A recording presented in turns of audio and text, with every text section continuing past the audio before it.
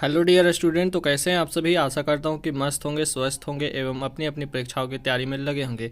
तो चलिए आज हम लोग झारखंड बोर्ड का क्रैश कोर्स सीरीज़ में इंग्लिश का चैप्टर 2 देखते हैं, लॉस्ट स्प्रिंग। इसमें आपका पार्ट 1 और पार्ट 2 दोनों कंप्लीट करवाया जाएगा। और ये जो सीरीज चल रही है उसमें लगभग 500 क्वेश्चन आपको करा दिया जाएगा, जिससे आपका ऑब्जेक्टिव और सब्जेक्टिव दोनों कंप्लीट हो जाएगा। इस सीरीज में आपका इंग्लिश कहीं से भी नहीं छूटने वाला है।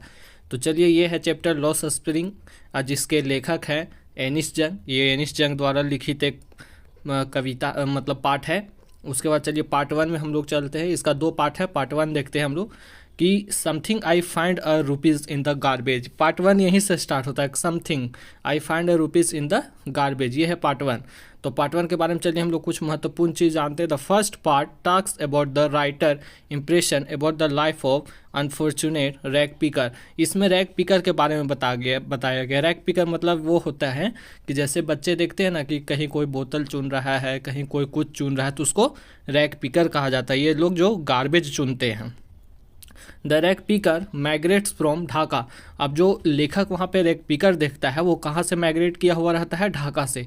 माइग्रेट मतलब होता है कि किसी कारणवश अपने जगह को छोड़कर किसी और जगह पे चले जाना। And find a settlement in Seemapuri. और वो कहाँ पे मिल जाते हैं? सीमापुरी। वो ढाका से माइग्रेट करके कहाँ जाते हैं? सीमापुरी, मतलब बांग्लादेश से आ जाते हैं वो इंडिया। और इसी के ऊपर कहानी लिखी गई है। They end up losing their fields and home due to storm. अब क्या यहाँ पे बताया गया कि बांग्लादेश में वो जो अपना उनका जगह था, घर था, वो ऐसे उसको ऐसे खो देते हैं। क्यों? Due to storm. स्टॉर्म मतलब कि कुछ वहाँ पे प्राकृतिक आपदा आती है, उसके वजह से वो लोग अपना घर को खो देते हैं बांग्लादेश में। Then come to big city to find a living but are poor. अब वो वहाँ से बांग्लादेश से है सो आ जाते हैं थी इंडिया में आके है सो वो रहने लगते हैं। वहाँ पे है से मतलब लिविंग करने लगते हैं, मतलब रहने लगते हैं। बट आर पुअर, लेकिन वो लोग बहुत ही गरीब हैं। The author then watches Saheb. अब ऑथर है सो इस कहानी में ही साहिब को देखती है। द रैग पिकर, जो कि एक रैग पिकर रहता है, मतलब गार्बेज उठाता है, मतलब जो गार्बेज उठाने वाला बच्चा रहता है, कूड़ा करकट, वो रहता है। Every morning who is always scrounging for gold. अब यहाँ पर देखिए क्या लिखा है कि स्कॉर्गिंग फॉर गोल्ड, मतलब वो रोज़ है से वो जो बच्चा साहिब रहता है वो किस चीज़ की खोज में लग जाता है? गोल्ड। वो सुबह लेता है, अपना झोला लेता है, उसके बाद वो गोल्ड की खोज में लग जाता है। तो यहाँ गोल्ड का मतलब ये नहीं है कि रियल में सोना इसका मतलब नहीं है। इसका कहने का मतलब है कि जो गोल्ड है वहाँ उसको कुछ भी मिल जाता है। मान के चलो कभी 1 रुपया मिल गया, कभी 2 रुपया मिल गया, या कभी कोई सामान मिल गया, तो वो उसके गोल्ड के बराबर है। वो ऐसे आसपास में उसी तरह से कचरा उठाता है। Garbage is actually the means of survival. अब देखिए यहाँ पे आ गया ना कि garbage is actually the means of survival for the elders, it is something wrapped in the wonderful children. अब देखिए वहाँ पे जो बच्चे हैं, वहाँ पे जो लोग रह रहे हैं, उनके लिए गार्बेज ही सर्वाइवल है। क्योंकि वहाँ दिल्ली में है सो जो लोग कूड़ा करकट फेंकते थे, तो कूड़ा करकट में कभी कभी वो लोग ज़रूरी सामान को भी फेंक देते थे, तो उसी को वहाँ से लोग चुनते थे। और वही चुनने के बाद है से वो सर्वाइवल का उन लोग का पार्ट था। उसी से लोग कुछ निकालते थे, उसे बेचते थे। मान के चले प्लास्टिक लिया, उससे बेच दिया, तो उससे जो पैसा हुआ उसका वो लोग खाना लेते थे। मतलब गरीबी इस हद की थी।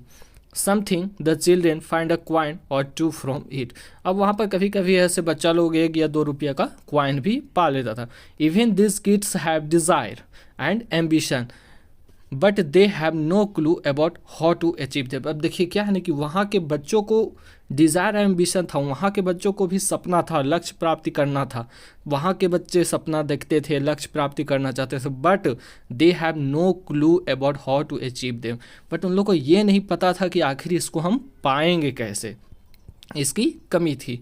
There are many things that are unreachable to them. बहुत सारा ऐसा चीज़ है कि जो उन लोग के पहुंच से बाहर था। फॉर इंस्टेंस जैसे शू मतलब जूता, टेनिस एंड सिमिलर स्टफ। बहुत सारे ऐसा चीज़, जैसे स्कूल भी उन लोग के पहुंच से बाहर था, किताब भी उन लोग के पहुंच से बाहर था, शिक्षा से कोई मतलब नहीं था, एडुकेशन से कोई मतलब नहीं था। बस उन लोग का रोज़ का काम था सुबह उठो, झोला लो और जाके गार्बेज से कुछ चुनो, उसको बेचो और उससे ही पैसा कमाओ।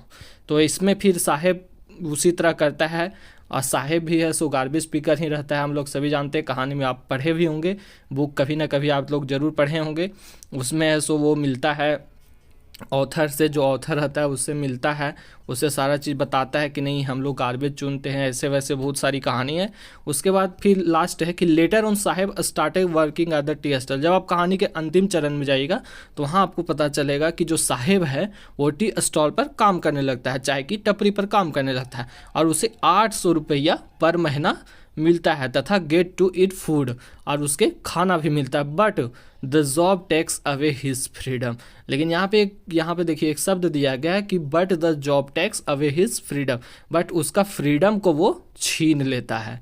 आखिर जब वो गार्बेज पीकर था तो वो बेचारा, उसको जब मन होता था तब उठता था, जब मन होता था तब जाता था, जितना मन होता था उतना बेचता था और आके आराम से घर में रहता था। लेकिन जब से वो नौकरी करने लगा 800 रुपया पर महीना में, तब से उसका फ्रीडम छिन गया। उसको मालिक जो कहता है वो उसे करना पड़ता है। तो कहानी कुछ ऐसा ही था, इससे ज़्यादा कहानी में कुछ है नहीं। तो चलिए अब हम लोग पार्ट 2 की तरफ चलते हैं। I want to drive a car, मैं कार चलाना चाहता हूँ, ये है part 2। The second part is about the life of Mukesh. इसमें मुकेश के लाइफ के बारे में बताया गया। Who comes from the family of bangle makers, जो कि बैंगल मेकर्स फैमिली से आते हैं। बैंगल मेकर हो सकता है कि जैसे जो चूड़ी बनाते हैं उसे ही बैंगल मेकर्स कहा जाता है, तो उसी के फैमिली से बिलोंग करता था Mukesh. Firozabad is a quit popular for its bangle industry. Firozabad है सो बैंगल इंडस्ट्री में बहुत ही पॉपुलर है। फिरोजाबाद कहाँ है? उत्तर प्रदेश में है, और उसी का फैमिली से बिलोंग करता था Mukesh. Staggering 20,000 childrens are a part of this business. अब इसमें क्या है कि जो ये बैंगल मेकर का बिजनेस है, बैंगल बनाने का, चूड़ी बनाने का, उसमें 20,000 से ज़्यादा बच्चे लगे हुए थे। And any law that forbids child labour is brutally ignored है। जब वहाँ लेखक देखता है कि वहाँ पे जो बच्चे हैं सो लगे हुए हैं, वहाँ पे जो चाइल्ड लेबर है उसको ब्रूटली इग्नोर किया जा रहा है। आखिर हम लोग को बोला गया ना कि 16-14 साल से छोटे बच्चे को हम काम नहीं करवा सकते, लेकिन यहाँ पर 20,000 बच्चे वैसे वैसे लगे हुए थे। यहाँ पे जो चाइल्ड लेबर का जो नियम कानून है उसको इग्नोर किया जा रहा था। Also the working environment and the living condition is पैथेंटिक। अब वहाँ पर जो वर्किंग इन्वायरमेंट था, वहाँ पर काम करने का जो इन्वायरमेंट था, लिविंग कंडीशन मतलब वहाँ पर जो रहने का मतलब इन्वायरमेंट था वो बहुत ही ख़राब था, बेकार था। मतलब लोगों के पास अच्छी ज़िंदगी नहीं थी, लोग अच्छी जीवन नहीं जी रहे थे। Children live in diggy cells and work around hot furnace that makes them bland when they enter adulthood। अब देखिए यहाँ पे बताया गया है कि जो बैंगल्स कंपनी थी, वहाँ पे जो बैंगल्स जहाँ पे बनता था, घरों में बहुत ही अजीब तरह का गर्मी था। अब एक रूम में बनाया जाएगा तो क्या होगा, वहाँ पे बहुत ही ज़्यादा गर्मी था। Hot furnace and make them blind, और उन्हें जब वो अडल्टहुड में जाते थे, जब वो जवान होते थे, तो वो कहीं ना कहीं ब्लैंड हो जाते थे। आप अपने घर तरफ ही देखते होंगे कि जो लोहार का भट्टी होता है, वैसा भट्टी के सामने यदि आपको बैठा दिया जाए तो आप लोग कैसा महसूस करेंगे। तो सेम का सेम स्थिति यहाँ भी था। चलिए आगे देखते हैं कि since they weighted down by डेप्ट they cannot think or find any way to escape this trap. अब क्या था कि यहाँ से निकलने का कोई उपाय भी नहीं था। उन लोगों का वही काम था, वो जो उनके दादा थे, परदादा थे, पिताजी थे, वो वही काम करते थे। वहाँ से निकलने का इन लोगों के पास कोई भी उपाय नहीं था। The politician, policeman, middleman and the bureaucrats obstruct their way to progress. अब देखिए यहाँ पे बताया गया ओवरस्ट्रक्ट मतलब जो पॉलिटिशियन है, पुलिसमैन है, मिडिलमैन है और ब्यूरोक्रेट्स है, ये इन लोग को वहाँ से निकलने देना ही नहीं चाहते थे। वो उनके इस निकलने के प्रोग्रेस में, उनको आगे बढ़ने के प्रोग्रेस में कहीं ना कहीं अवरोध पैदा कर रहे थे। पॉलिटिशियन है वो कभी नहीं चाहेगा कि लोग अमीर बने, पुलिसमैन है वो भी चाहेगा कि हमको हफ्ता मिलते रहे, मिडिल मैन हम मान के चलिए जो वहाँ का दलाल है चूड़ी बेचने वाला, वो थोड़ी चाहेगा कि यहाँ पर चूड़ी का काम बंद हो जाए। ब्यूरोक्रेट्स है वो भी नहीं चाहते थे कि इन लोग अमीर बने। चलिए आगे देखते हैं।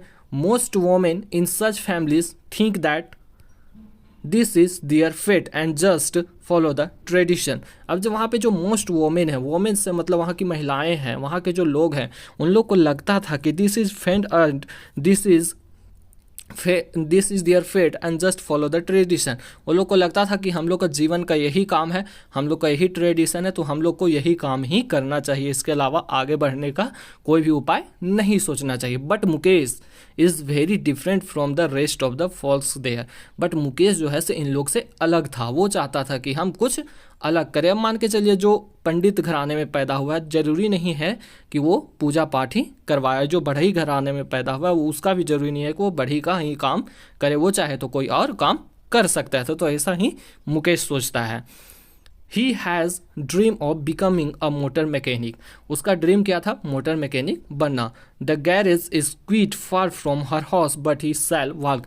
अब जो गैरेज था उसका बहुत दूर था, उसके घर से बहुत दूर था, फिर भी वह पैदल होके चला जाता था। ऐसा उसका सोच था, वो इस गरीबी से निकलना चाहता था, ट्रेडिशन से निकलना चाहता था। चलिए भैया ये क्वेश्चन हम लोग कुछ देखते हैं जिसका कहीं ना कहीं आपको पूछ लेगा, एकदम कहीं ना कहीं आपको पूछेगा ही पूछेगा। तो फर्स्ट क्वेश्चन है, who is the author of lost spring. तो इसका ऑथर कौन है आपके? एनिस जंग। ये बहुत ही आसान क्वेश्चन था। This story is an expert from which book of author. ये ऑथर के किस बुक से लिया गया है? तो लॉस्ट स्प्रिंग बुक से लिया गया। Story of a stolen childhood. This story is an expert this story is an expert from this book of author. तो ये लॉस्ट स्प्रिंग से लिया गया है। चलिए क्वेश्चन नंबर 3 देखते हैं। What does the author analyse in the story. जो स्टोरी में है से ऑथर क्या एनालाइज करता है? तो ऑथर एनालाइज करता है poor children and their exploitation. जो ऑथर है फर्स्ट पार्ट 1 में क्या एक्सप्लॉइट करता है कि poor children and their explosion.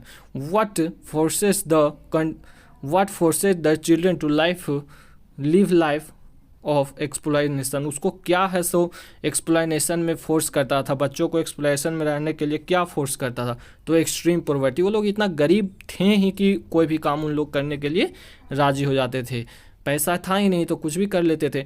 According to the author what was garbage for the parents. Garbage जो है पेरेंट्स के लिए क्या है? अकॉर्डिंग टू ऑथर के अनुसार। तो ऑथर के अनुसार है मीन्स ऑफ सर्वाइवल। जब तक उन लोग गार्बेज चुनेंगे कुछ पैसे उससे कमाएंगे, यदि गार्बेज नहीं चुनेंगे तो पैसे आने बंद हो जाएंगे। तो गार्बेज क्या है? Means of survival. According to the author what was garbage for the children.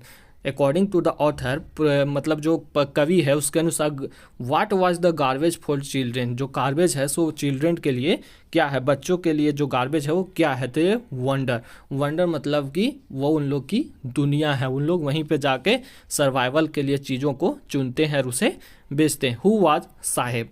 यहाँ पर पूछा है कि साहेब क्या है? तो साहेब शॉपकीपर है, सर्वेंट है, रैग पिकर है। तो यहाँ आंसर होगा वो एक रैग पिकर है। क्वेश्चन नंबर 9 देखिए। What does Saheb get by working at the tea stall. What was Saheb get by working at the tea stall. वहाँ पर जब वो काम करता है तो उसे वहाँ पर क्या क्या मिलता है? टी स्टॉल में काम करता है तो क्या क्या मिलता है? द ए पे ऑफ 800 पर मंथ। उसे 800 रुपया पर मंथ वहाँ पे पैसा मिलता है और खाने के लिए भी मिलता है। Why did Saheb Alam not go to school. यहाँ पे अब देखिए साहेब आलम वो अपना नाम पूरा बताता है कि मेरा नाम साहेब आलम है, वो है सो स्कूल क्यों नहीं जाता है? उसका क्या कारण है कि आखिर वो स्कूल नहीं जाता? तो there was not any school. वहाँ पे कोई भी तरह का स्कूल नहीं था, इसीलिए वो स्कूल नहीं जाता था। What is the meaning of Saheb Alam. ये आपको चैप्टर में ही बताया गया कि साहेब आलम का आखिर मीनिंग क्या होता है। तो मीनिंग होता है लॉर्ड ऑफ यूनिवर्स, पूरा दुनिया का राजा या पूरा दुनिया का भगवान। Where was Saheb employ. वह ऐसे कहाँ पे काम करता है? तो वो एक टी स्टॉल में काम करता है जो कि सीमापुरी में है। सीमापुरी कहाँ है? दिल्ली में है। चलिए why is the author calling garbage gold in the story. यहाँ पे पूछा है कि आखिर जो ऑथर है सो गार्बेज को गोल्ड क्यों कहता है, गार्बेज को सोना क्यों कहता है? तो because it provides them with valuable thing that they can not buy. अब वहाँ पे है सो बहुत सारा वैल्यूबल थिंग है से बच्चों को मिलता था, जैसे कुछ लोग शू फेंक देता था तो शू भी बच्चों को मिल जाता था, कुछ लोग बैग फेंक देता था तो बैग भी बच्चों को मिल जाता था, कुछ लोग पानी का बोतल फेंक देता था तो वो भी बच्चों को मिल जाता था। तो इसीलिए यहाँ पे बोला कि valuable things that can not buy उनको वहाँ पे मिलता था, इसीलिए गोल्ड का इसमें परिभाषा दिया गया है, गार्बेज को गोल्ड कहा गया है। क्वेश्चन नंबर 40 देखिए। What do the boy appears like to the author in the story? What do the boy appears like to the author in the story? तो इसका आंसर होगा आपका मॉर्निंग बर्ड्स। अब क्या है कि मॉर्निंग बर्ड्स इसलिए ऑथर बोलता था इस बॉय को, साहेब को, चूँकि वो है सो रोज़ सुबह सुबह से चिन्ह बिछने के लिए चला जाता था। मॉर्निंग बर्ड्स भी वही चीज़ होते हैं कि रोज़ सुबह सुबह आते हैं, चहचहाते हैं, अपना खाना पानी लेते हैं और घर चले जाते हैं। तो ये बच्चा भी साहेब वैसा ही करता था। Name the birth place of author.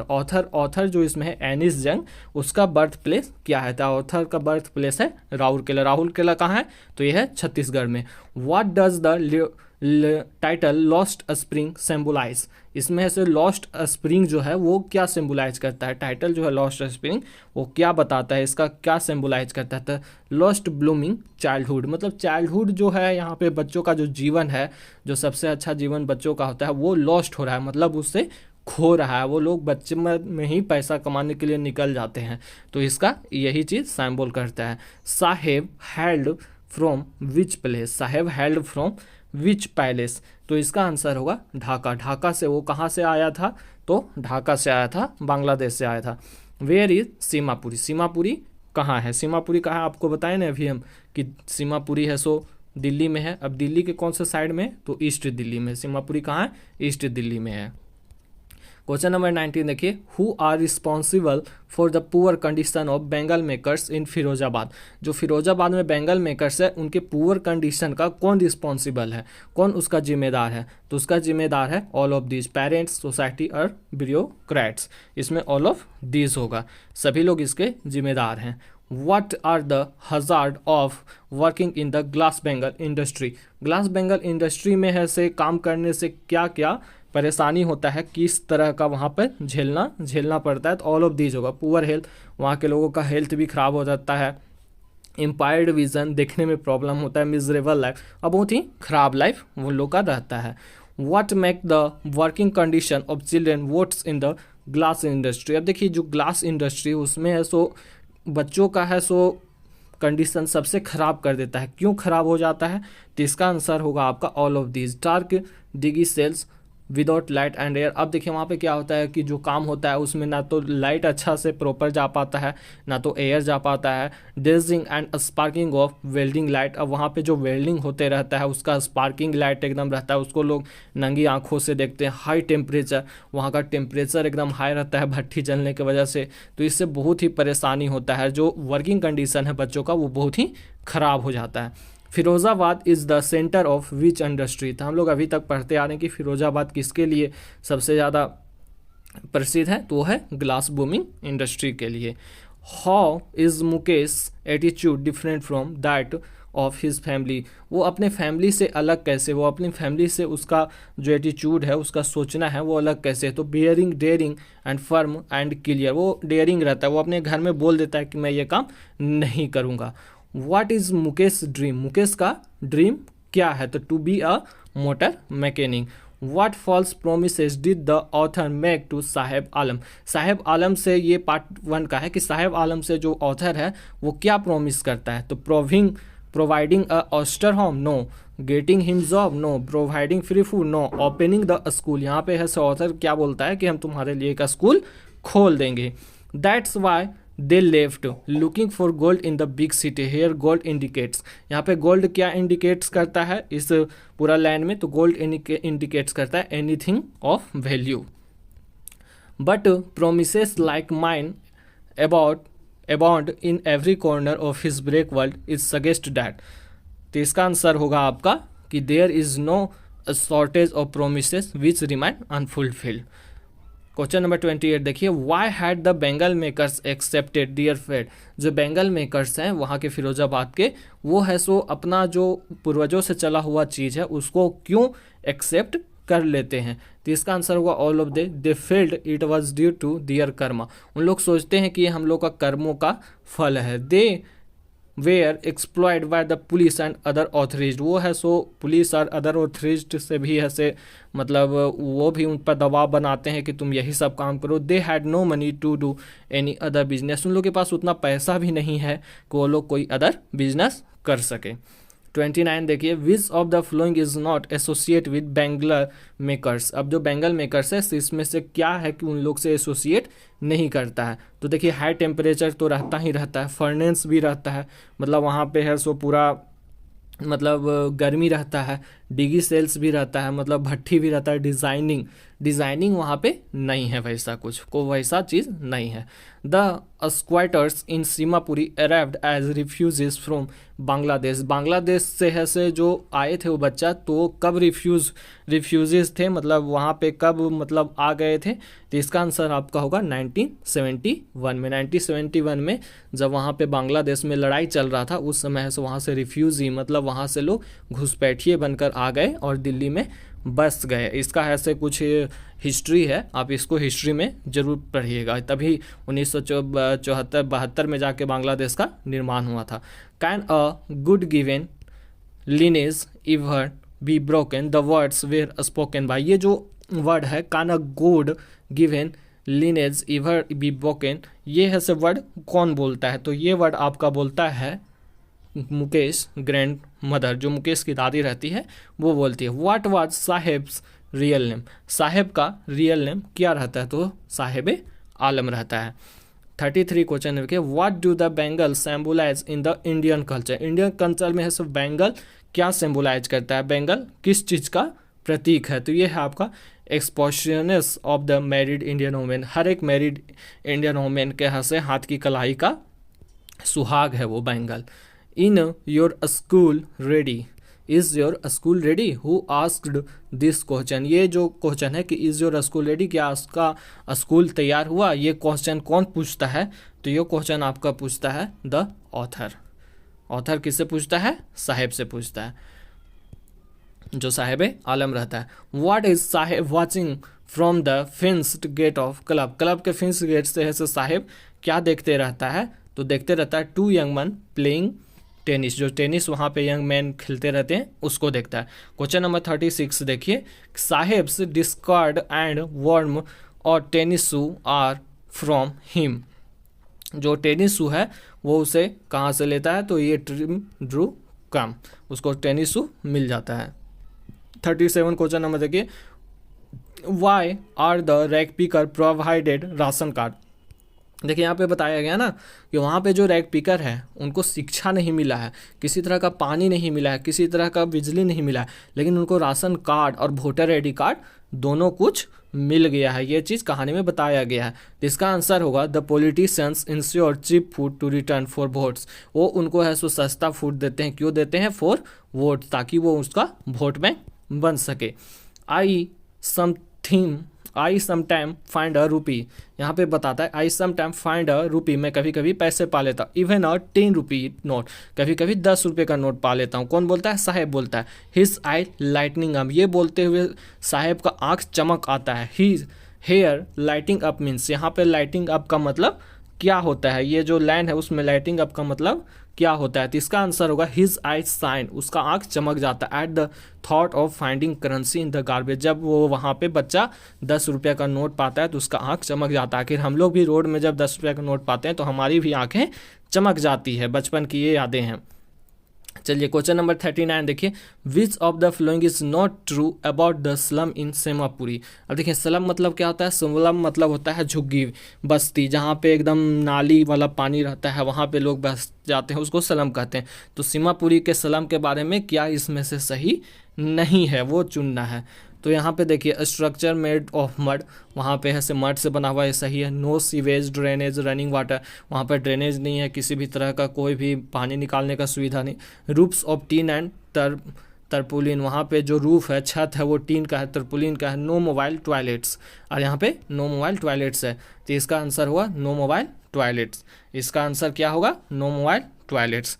चलिए क्वेश्चन नंबर 40 देखिए, which season it when the author saw Saheb standing in the front of tennis court, वो किस सीजन में देखता है कि ऑथर जो है, जो मतलब मिस्टर साहेब है, सो टेनिस कोर्ट के सामने खड़ा रहता है, वो कौन सा सीजन रहता है, तो आपका सीजन रहता है विंटर। विंटर सीजन में वो ऑथर साहेब को देखता है कि वो टेनिस कोर्ट के सामने खड़ा है। विच of the following is not true about the Mukesh house, इसमें से देखना है कि मुकेश हॉस के बारे में कौन सा शब्द गलत नहीं है। तो इसमें ऐसा आपका आंसर हो जाएगा कि ग्लास इन मोल्ड विंडोज़, मतलब जो विंडोज़ है उसको ग्लास से बनाया गया है, ये सही नहीं है। इसका मतलब हुआ कि ग्लास जो से विंडो उसका नहीं बना हुआ है घर का। मुकेश ग्रैंडफादर बिकम खाली स्थान with the dust of polishing glass Bengal. Glass Bengal का जो डस्ट है, उसका जो पॉलिश से डस्ट निकलता है वो ग्रैंडफादर, उसके मुकेश के ग्रैंडफादर के आंखों में पड़ता है। और उसके ग्रैंडफादर क्या है, तो फिलहाल अभी ब्लाइंड है। तो मुकेश को इस बात का भी डर रहता है कि हम भी ब्लाइंड हो जाएंगे, तो वो अलग चुनाव करता है कि वो बोलता है कि मैं मोटर मैकेनिक बनूंगा। तो चलिए, बहुत बहुत धन्यवाद आपका, थैंक यू जो आप यहाँ तक जुड़े रहे। आपका बहुत बहुत धन्यवाद। आपका दिन शुभ हो।